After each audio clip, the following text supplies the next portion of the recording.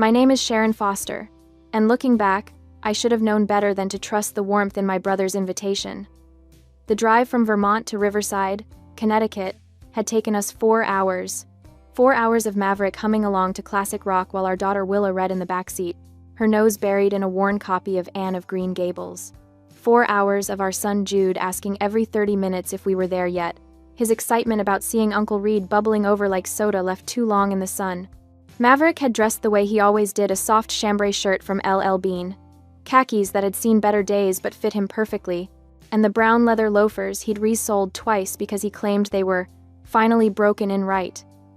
His salt and pepper hair was slightly tousled from the drive, and he wore that easy smile of a man completely comfortable in his own skin. I'd chosen a simple cream silk blouse and navy slacks, paired with my grandmother's pearl earrings. Willa wore a vintage Ralph Lauren dress I'd found at an estate sale, soft pink with delicate embroidery, the kind of quality that lasted decades. Jude had on his favorite polo shirt and pressed khakis, looking like a miniature preppy catalog model, though he'd already managed to wrinkle the front by the time we pulled up the long driveway shortly after 7 in the evening. The mansion rose before us like something out of a film, white columns gleaming in the early evening light, windows ablaze with chandeliers, the lawn manicured to golf course perfection. Luxury cars lined the circular drive, Mercedes, BMWs, a Bentley that probably cost more than most people's houses. Wow, Jude breathed, pressing his face against the window. Uncle Reed lives here? He rents here, I corrected gently, though my stomach was already tightening with unease. Maverick said nothing, but I caught the slight narrowing of his eyes as he took in the scene, that observational look he got when he was writing, cataloging details. Or at least, that's what everyone thought he was doing. I knew better. My husband was always watching, always calculating, though few people ever suspected, the quiet man who introduced himself as a freelance nature writer was anything more than exactly that. We parked between a Tesla and a Jaguar. Our Volvo wagon, reliable, safe, 8 years old, looked like the help's vehicle. The party spilled across the mansion's grand terrace and sprawling lawn. Women in designer dresses that probably cost what we spent on groceries in 6 months. Men in suits so sharp they could cut glass. The air smelled of expensive perfume, champagne, and the particular scent of wealth, that indefinable mix of privilege and exclusivity that makes the uninitiated feel like they're breathing different air. We made our way up the stone steps. Willa's hand found mine, her palm slightly damp. She was 9 and perceptive enough to sense when she didn't quite fit in, though she'd never say so. "You look beautiful, sweetheart," I whispered to her. She squeezed my hand in response. A coordinator with a clipboard and a smile that didn't reach her eyes intercepted us at the entrance. "Names, please?" "Sharon Foster. This is my husband, Maverick Miller, and our children." She scanned her list, her expression shifting almost imperceptibly, not rude. Exactly, but cooler. "Ah, yes, the Vermont family. Right this way." I felt Maverick's hand settle lightly on my lower back as we followed her through the crowd. We passed the VIP zone, a raised section of the terrace with the best view, the best lighting, intimate clusters of cocktail tables draped in ivory linen. That's where I spotted Reed, my younger brother, holding court in a navy suit that probably cost $3,000. He saw us. Our eyes met. For a moment, I expected him to wave us over, to introduce us proudly to his fiancée's circle. We'd driven 4 hours. I'd brought a gift, a first edition book I'd found for Helen, something I thought she'd appreciate. Instead, Reed's eyes flickered with something I'd never seen directed at me before: embarrassment. He glanced at the guests around him, all perfectly coiffed, all radiating that new money shine, then back at us in our L. Bean and vintage Ralph Lauren. He didn't move. The coordinator led us past the VIP zone, past the main seating area with its strategic proximity to the bar and the dance floor, past even the secondary tables. We ended up at a round table tucked in the corner near the kitchen door, where servers rushed past with trays and the music was muffled by the wall. The lighting was dimmer here. The view was of the service entrance. This was the fringe. "Enjoy the party," the coordinator said, already turning away. Maverick pulled out a chair for me, his movements unhurried. He helped Willa into her seat, then Jude. When he finally sat down beside me, he was silent, but I saw his jaw tighten just barely, just enough. "Mom, why are we sitting by the kitchen?" Willa asked quietly. "It's fine, honey. We can see everything from here." I lied, my voice bright. But we both knew. The seating wasn't random. It was a statement. Across the terrace, Reed laughed at something one of his guests said. Champagne flute raised high. He didn't look our way again. Maverick leaned back in his chair, his fingers drumming once-twice against the tablecloth. To anyone watching, he looked relaxed, mildly interested in the spectacle around us. But I knew that look. I'd been married to this man for 12 years. He was taking notes, and Maverick Miller's notes always came with consequences. The party hummed around us like an exclusive machine we weren't meant to understand. Waiters glided past our corner table with barely a glance, their trays angled toward the VIP section. Laughter floated from the center of the terrace, where Reed and his fiancée Helen held court under strings of Edison bulbs that cast everything in a golden, flattering glow. Our corner had fluorescent spillover from the kitchen. Jude kicked his feet under the table, still excited despite our exile. When do we get to eat? I'm starving. Soon, buddy, Maverick said, ruffling his hair. He'd maintained that easy demeanor since we sat down, but I noticed he'd positioned his chair at a slight angle the better to observe the entire party. The writer's eye, people always said. Always watching for material. If only they knew. Movement caught my attention. Helen was gliding toward us, her champagne-colored dress catching light like spun sugar. She was beautiful in that calculated way, every hair in place, makeup applied with surgical precision, jewelry that announced its price tag without needing words. At 28, she'd perfected the art of looking expensive. She stopped at our table, smile fixed in place like a crown. Sharon! Her voice carried that particular tone of false warmth I'd heard before, usually right before someone delivered an insult wrapped in concern. I'm so glad you could make it all the way from Vermont. It must have been quite the journey. 4 hours, I said evenly. Not bad at all. Well, you're braver than me. I couldn't imagine living so far from civilization. She laughed, a tinkling sound. But I suppose that's the artistic lifestyle, isn't it? Reed told me you work for a nonprofit. That must be so. Fulfilling. The way she said fulfilling made it sound like a consolation prize. Maverick's hand found mine under the table, his thumb brushing my knuckles. A silent reminder, let her talk. It is, I said simply. Helen's gaze swept over our children, lingering on Willa's dress. And this must be your daughter. What a sweet, vintage dress. Very quaint. Willa's smile faltered. At 9, she couldn't quite parse the insult buried in the compliment, but she felt its edge. It's Ralph Lauren, I said, my voice measured. From the 80s. Better quality than most things made today. Oh, absolutely. Vintage can be charming. Helen's smile sharpened. It's just that people here tend to prefer current collections, you know? Straight from the runway. But there's something to be said for making do with what you have. Very resourceful. Making do, as if we were one step from a thrift store out of necessity rather than choice. A waiter appeared at the VIP section with a tray of canapés. Helen excused herself with a graceful wave and returned moments later, shepherding a small group of guests in our direction like a safari guide pointing out exotic specimens. Everyone, this is Sharon Reed's sister. She gestured at me with her champagne flute. She lives secluded in Vermont to find artistic inspiration and works for a nonprofit. A life that is, well, very chill, but surely a bit removed from our fast-paced world, isn't it? The guests smiled politely, their eyes sliding over us with practiced disinterest. I could read the narrative Helen was spinning, the sister who couldn't hack it in the real world, who'd fled to the countryside to play at being rustic, who now attended events like this as a reminder of what she'd left behind or failed to achieve. Actually, Maverick said mildly, speaking for the first time since Helen arrived, Sharon manages complex projects with multiple stakeholders and 7-figure budgets. The nonprofit sector requires quite a bit of pace, just less emphasis on profit margins. His tone was pleasant, conversational even. But there was steel underneath the kind that most people missed, because Maverick had perfected the art of seeming harmless. Helen's smile didn't waver. Of course! Nonprofits are so important. Though I imagine the salary must be quite modest compared to the private sector. But that's the sacrifice one makes for passion, right? She moved on before I could respond, her entourage following like ducklings. Jude tugged on my sleeve. Mom, I'm really hungry. Can I get one of those things they're carrying around? The buffet table had been set up near the VIP zone, a stunning display of delicacies under warming lights.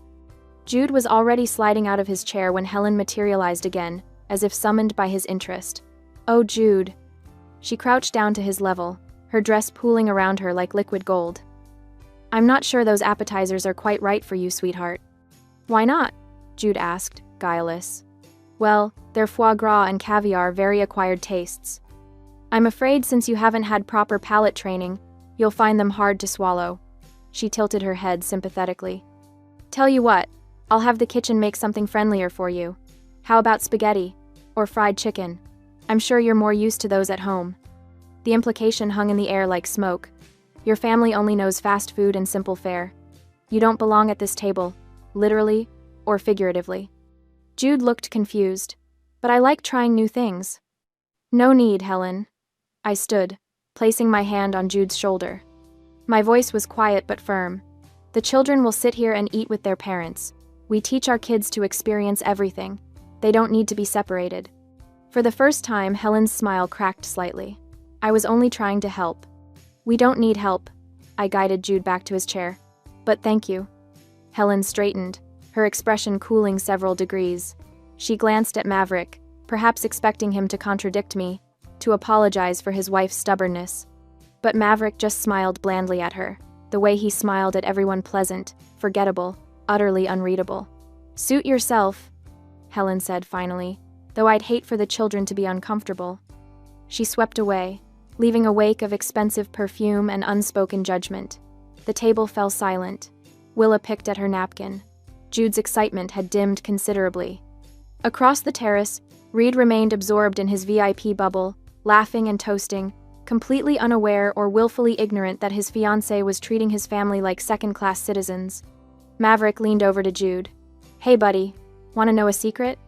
Jude nodded. "The best food at parties is always whatever you enjoy most.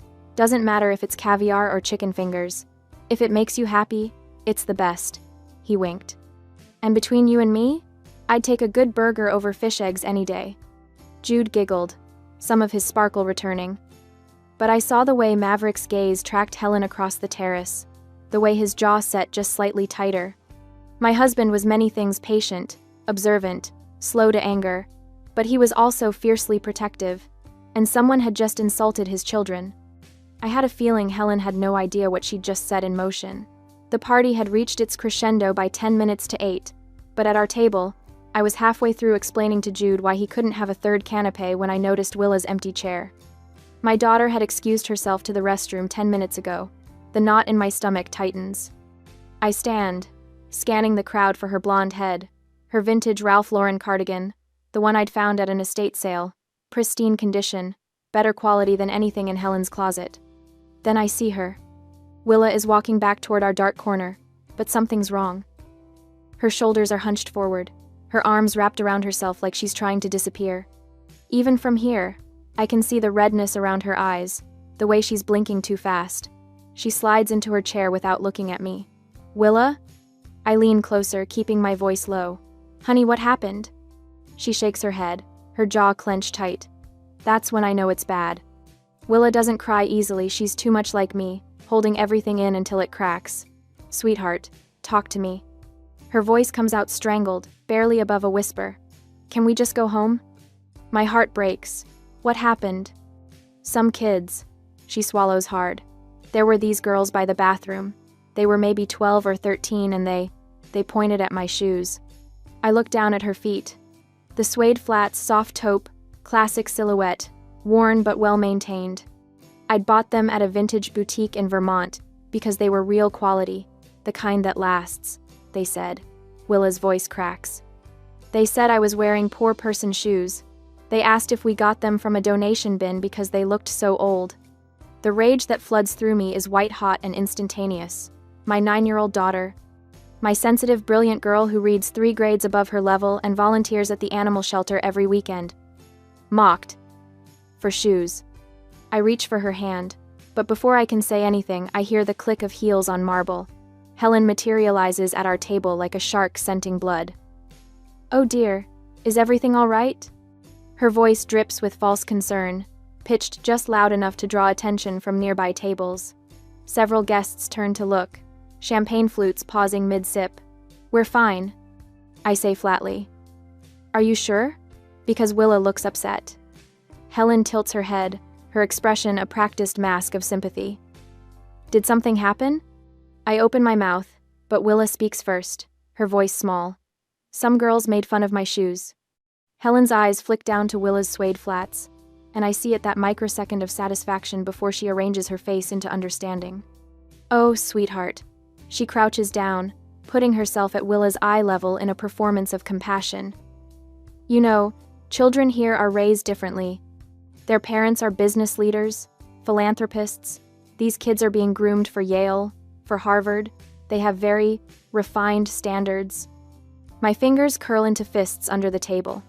Helen continues, her voice taking on a teacherly tone. "Honestly, Sharon, I've been worried about this. The children, they're not used to, well, to being in environments like this.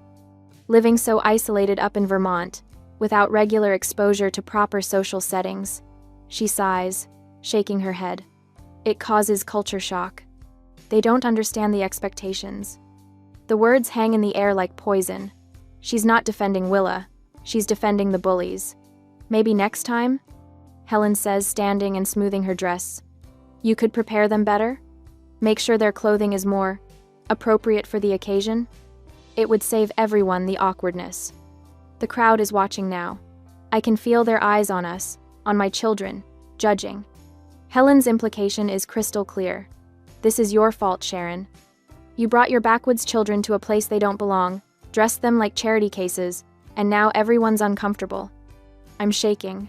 I want to scream, to tell her exactly what I think of her and her refined standards, to drag her outside, but I'm frozen, because Reed is here, somewhere in this crowd, and he's my brother, my only sibling. If I make a scene, if I cause chaos at his engagement party, I'll be the villain in this story. I stand abruptly, my chair scraping against the floor. Helen's smile widens, victorious. She thinks she's won. Then Maverick stands. The change in him is immediate and terrifying. Gone is the gentle, soft-spoken man who spent dinner quietly eating pasta. The air around him seems to drop 10 degrees. He stands to his full height, moving with the kind of controlled precision that makes people instinctively step back. He doesn't say a word. He simply stands there, one hand adjusting the button of his suit jacket that fits him like it was painted on, and the silence spreads outward like ripples in water. Conversations die, mid-sentence. Glasses stop clinking. Maverick doesn't look at Helen. He looks at me. His blue eyes are calm, cold, and completely focused. There's a question in them, one we've asked each other 1,000 times in our 17 years together. "Have you had enough?" It's the same look he gave me the day I told him about the harassment at my old job. The same look before he quietly made a phone call that resulted in my former boss being audited by the IRS. Maverick doesn't make threats. He doesn't need to. I think about Willa's red eyes, about Jude's confusion when he couldn't have a burger, about being shoved into a dark corner while Helen parades around in a dress that costs more than our monthly grocery bill. I think about my brother, who I drove 4 hours to celebrate, who hasn't once come to check on us.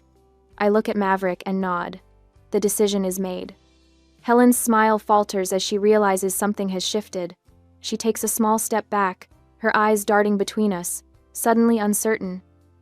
Maverick's expression doesn't change. He reaches down, helping Willa out of her chair with infinite gentleness, then does the same for Jude.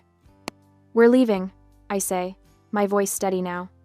And in that moment, with my husband's silent strength at my back and my children's hands in mine, I choose their dignity over my brother's party. I choose us. Several nearby conversations paused. I can feel the attention shifting toward us, the whispers starting. Helen's uncertainty evaporates instantly, replaced by barely concealed triumph. She straightens, that megawatt smile returning full force. "You know what? I think that's probably the smartest decision you could make right now." Her voice carries, projecting to the growing audience of guests pretending not to stare. "This is my house, after all. Mine and Reed's. I have to maintain a certain image for our business partners, our investors." She emphasizes those last words, letting them land like stones. "My house. My house. My house. The claim hangs in the air, territorial and absolute. She's not just dismissing us, she's evicting us from her domain. Like we're trespassers who've overstayed our welcome. I'm gathering Willa's small purse when I catch at a flicker of something crossing Maverick's face. Not anger, not indignation, a smirk.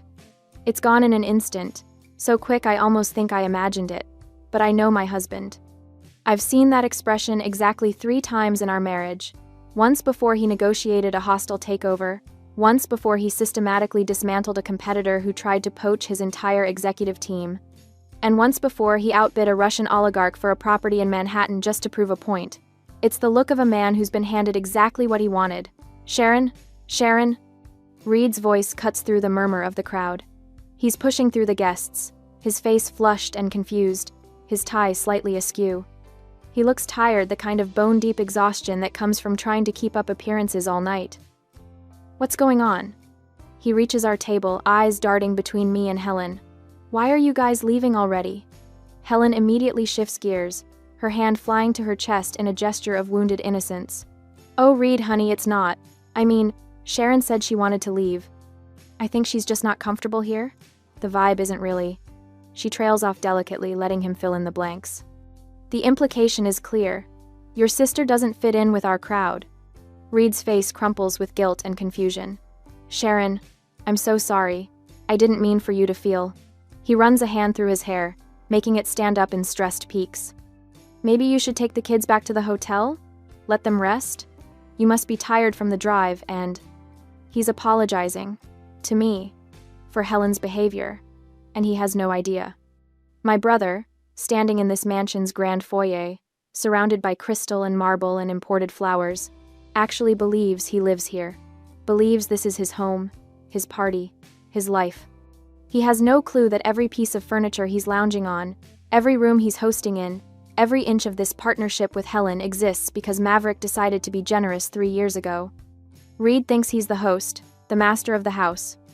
In reality, he's a tenant, whose lease is about to expire.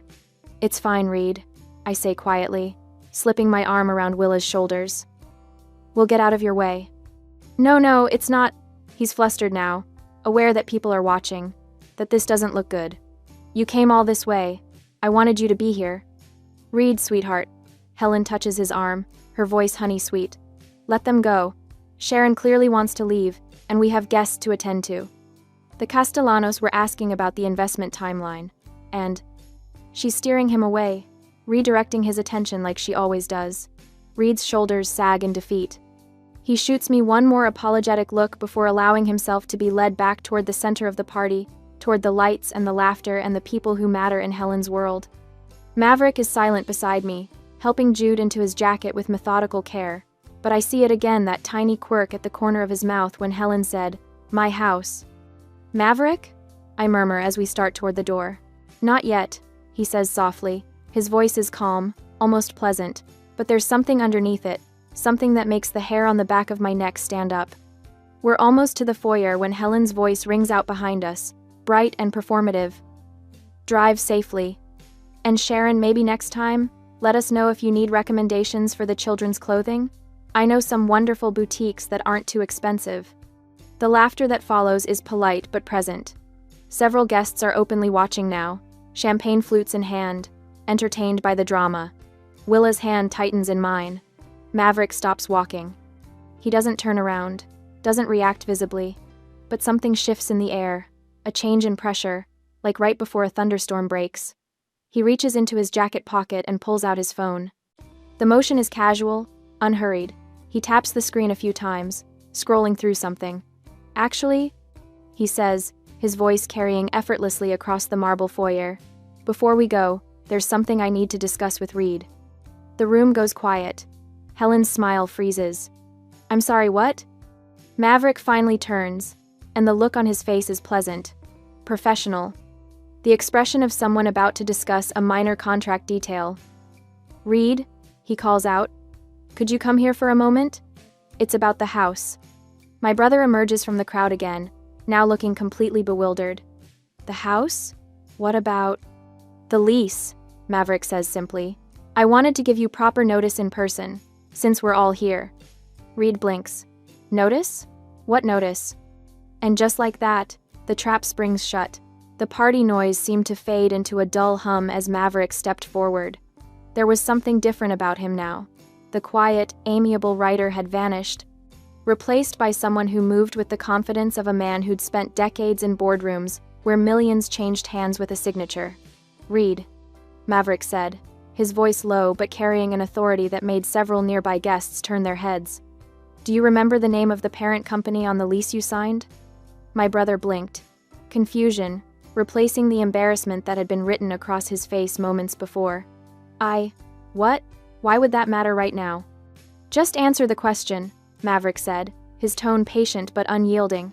Reed's forehead creased as he searched his memory. I think it's Ironwood Holdings? I honestly don't remember the details. I just signed through the agent 3 years ago. Is there a problem with the property management or something? The corner of Maverick's mouth twitched, not quite a smile, but close. He pulled out his phone with deliberate slowness, scrolled for a moment, then turned the screen toward Reed. Read it, out loud. Reed leaned forward, squinting at the illuminated text. His lips moved silently at first, then his voice emerged, shaky and confused. Internal directive, dated April 2020, from V. Miller, Chairman. Subject, Foster Account Exception. He paused, his face going pale. Approve exception for Reed Foster's residential file. Freeze 2020 rental rates indefinitely, regardless of market adjustments. Any difference between frozen rate and current market value is to be accounted for in the chairman's family charity adjustment account. The silence that followed was absolute. Even the string quartet seemed to sense something monumental happening and let their music trail off, plunging the terrace into a deadly stillness. I don't, Reed's voice cracked. What does this mean? Helen had gone utterly still beside him, her champagne flute frozen halfway to her lips. I watched as understanding began to dawn on her face slowly at first, then all at once, like watching ice crack across a frozen pond.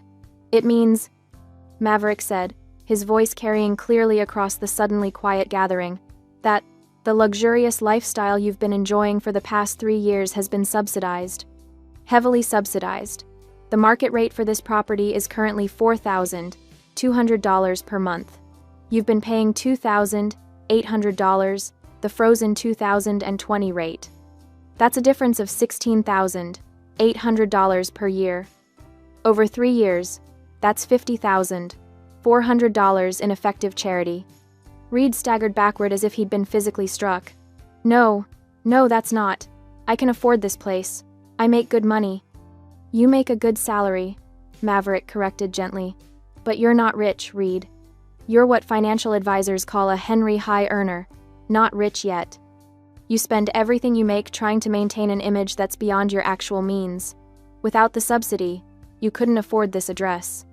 You certainly couldn't afford it while also funding those European vacations and the luxury car lease and the country club membership Helen insisted on. I watched my brother's face crumble. Watched him realize that every dismissive comment Helen had made about people who don't understand quality, every sneering remark about knowing your place in the world, all of it had been built on a Daggio foundation of charity. Charity from the man she'd been mocking all evening. Maverick turned to Helen, whose face had transformed from its usual haughty composure into something raw and exposed. You're right about one thing, Helen. Class cannot be faked.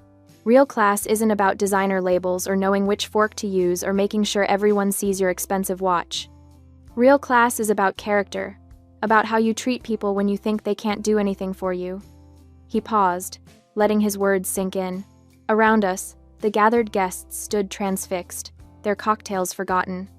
The class you've been so proud of for 3 years, this address, this lifestyle, this social standing, it's been funded by my family's charity. Every time you look down on someone for wearing L.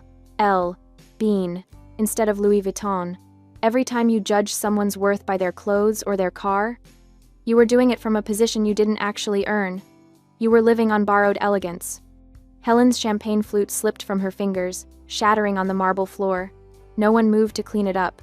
Now, Maverick continued, and his voice took on the crisp, business-like tone I'd only heard him use during the rare phone calls he couldn't avoid. As chairman and majority owner of Ironwood Holdings, I am formally notifying you, Reed Foster, that I am exercising my right of non-renewal as outlined in Section 12, Paragraph 3 of your lease agreement. Your current lease expires on the 30th of next month. You have exactly 30 days to secure alternative housing that aligns with your actual budget. The property repossession process will proceed according to Connecticut state law and the terms of your contract. Maverick, please. Reed's voice broke. You can't just...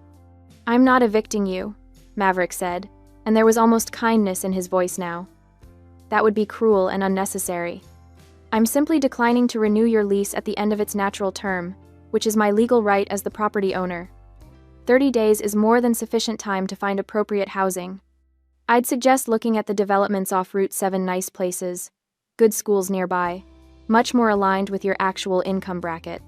He slipped his phone back into his pocket, those same khaki pockets Helen had mocked earlier for being tragically suburban, and reached for my hand.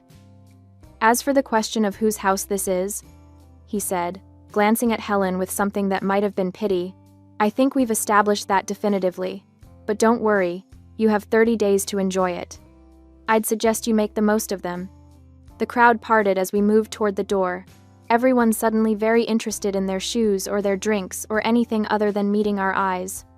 I could feel their stares on our backs, could practically hear the mental recalculations happening as they reassessed everything they'd assumed about the quiet couple in the practical clothes. At the door, Reed caught up to us, his face streaked with tears. Maverick, I didn't know. I swear I didn't know you were. Maverick paused, turning back. His hand came up to rest on Reed's shoulder, not unkindly, but firm. I know you didn't. That was intentional. But Reed, you need to understand something. Your value as a person has nothing to do with this address or that car or any of it. When you figure out where your true worth lies, when you can see it in yourself without needing these expensive props to prove it, then we'll talk. Really talk. But until then... He didn't finish the sentence. He didn't need to. The cool night air hit my face as we stepped outside, and I drew in a deep breath that felt like the first real breath I'd taken in hours. Behind us, the mansion glowed with warm light, but the warmth was deceptive. I could still feel the chill of judgment that had permeated every corner. Willa's hand squeezed mine as we walked toward the car. Mama, are we leaving without saying goodbye? Sometimes, I told her. The best goodbye is just walking away with your head held high. Jude was practically bouncing on his toes, his earlier misery forgotten in the excitement of the dramatic exit. Dad was so cool. Did you see Aunt Helen's face? She looked like she swallowed a lemon. Jude, I said, but there was no real reproach in my voice. Maverick unlocked the car, our practical, 7-year-old Subaru with the dent in the rear bumper from when I'd misjudged the garage wall, and we all climbed in. As he started the engine, I glanced back at the mansion one last time. Through the tall windows, I could see figures moving, gathering, no doubt dissecting everything that had just happened. Reed stood on the front steps, Helen nowhere to be seen. I almost feel bad for him, I murmured.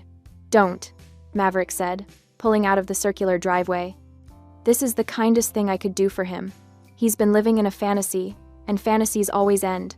Better to end it now, on our terms, than to let him crash even harder down the line. We drove in silence for a few minutes, leaving Riverside's manicured perfection behind us. Then Willa's small voice piped up from the back seat. Daddy? Are we richer than Miss Helen? I twisted in my seat to look at her. In the passing streetlights, her face was thoughtful, not proud or gloating, just trying to understand. Why didn't you say so earlier? She continued. When she was being mean about our clothes? Maverick caught her eye in the rearview mirror, and I saw that gentle smile I'd fallen in love with all those years ago. That's a good question, sweetheart. And here's the thing. Being rich isn't about showing off or making sure everyone knows how much money you have. It's definitely not about yelling at waiters or making people feel small. He paused at a red light, taking the moment to turn around and look at both kids. True wealth, real wealth, is having the power to protect your family and set things right without needing to raise your voice.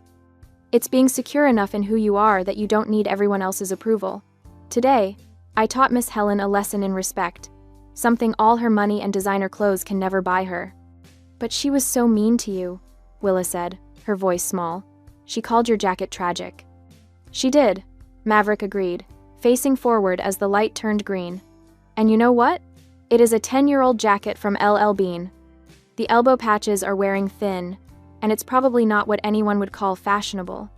But it's comfortable, it keeps me warm, and it reminds me of who I really am under all the business suits and board meetings. Sometimes the most expensive thing you can wear is authenticity. Jude, who'd been unusually quiet, suddenly asked, "What's going to happen to Uncle Reed and Aunt Helen?" I considered the question carefully. They're going to have to learn to stand on their own 2 feet, to build a life based on what they actually have, not on what they're pretending to have. "Will Uncle Reed be okay?" Willa asked. "Eventually," I said, and I believed it. Your uncle is smart and capable when he's not trying so hard to impress people. This might be the wake-up call he needs. As for Helen, I trailed off, uncertain. She made her choices, Maverick finished quietly. We all do. And then, we live with them. The lights of Riverside faded behind us, giving way to darker roads, older trees, the authentic Connecticut that existed beyond the manufactured perfection of new money enclaves. Our headlights carved a path through the gathering darkness, leading us home not to a mansion that required a trust fund to maintain, but to our farmhouse in Vermont with its creaky floors and drafty windows and garden where we grew actual vegetables. Willa yawned, her head drooping against Jude's shoulder. In the rearview mirror, I watched my children settle into the comfortable silence of a car ride home, the drama already fading from their minds. They'd remember this night, I knew they would, but not as trauma. As a lesson, Maverick's hand found mine across the center console, his calloused writer's fingers intertwining with my own. We didn't need to say anything. We'd weathered the storm together, protected our children, and walked away with our dignity intact. We hadn't won because we had more money. We'd won because we knew who we were, and no amount of judgment from people living beyond their means could change that. The car carried us forward into the peaceful night, leaving behind the glittering facade of borrowed elegance, heading toward something real.